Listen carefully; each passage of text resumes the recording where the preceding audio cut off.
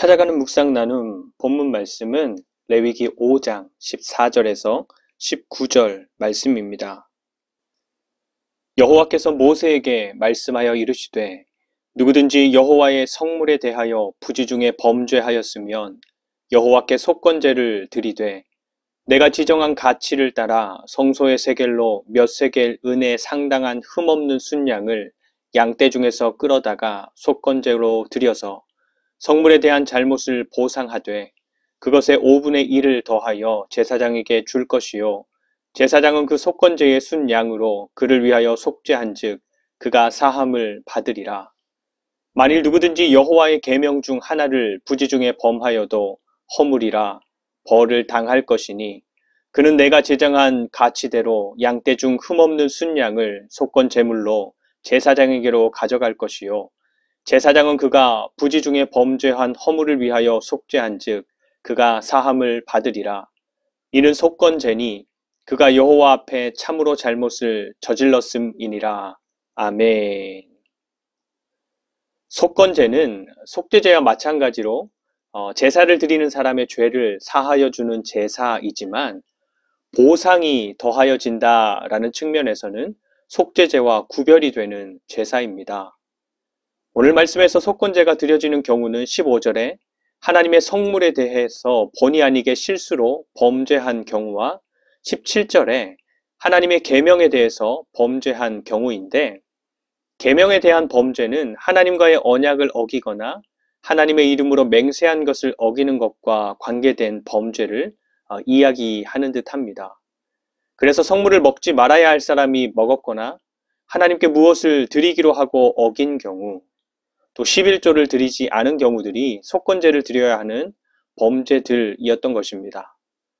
사실 우리의 삶의 모든 것들이 하나님께서 주신 것이고 하나님께 속한 것들이지만 그에 대한 신앙의 고백으로 우리는 그것들 중에 일부를 마땅히 하나님께 구별해서 드립니다.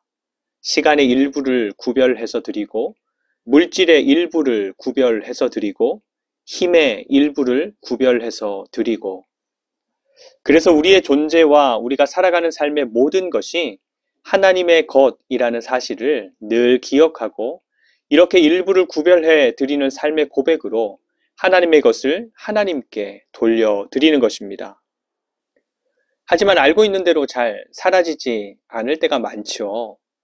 그런데 그렇게 하나님의 것이라는 사실을 잊어버리고 그래서 일부를 마땅히 구별해 드리는 것으로 하나님에 대한 신앙을 고백하지 않는 그러한 삶이 되면 하나님의 것을 온전히 돌려드리지 못하는 삶을 살게 되는 것입니다. 그래서 결론적으로는 하나님의 것을 도둑질한 것이 되어 버리는 것이죠.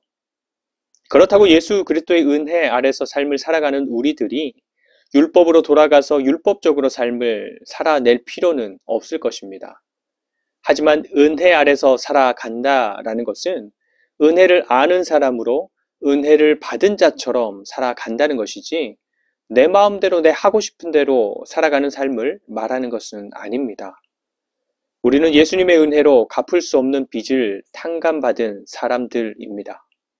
오늘도 그 은혜에 감사하고 또 그 은혜로 세상을 바라보며 주어진 일들을 결정하는 그런 은혜가 가득한 그런 하루가 되시기를 축복합니다. 오늘의 묵상 질문입니다. 나는 하나님 주신 어떤 은혜가 가장 감사한가요? 하는 것입니다. 함께 기도합니다. 첫 번째, 하나님의 은혜를 깊이 깨닫는 삶이 되게 하옵소서. 두 번째, 마땅히 구별해 드릴 삶의 것들을 진실하게 기쁨으로 드리는 삶이 되게 하옵소서. 세 번째, 하나님의 은혜가 풍성하게 경험되는 교회가 되게 하옵소서. 예수님의 이름으로 기도합니다. 아멘. 오늘도 말씀으로 주님과 동행하는 하루가 되시기를 축복합니다.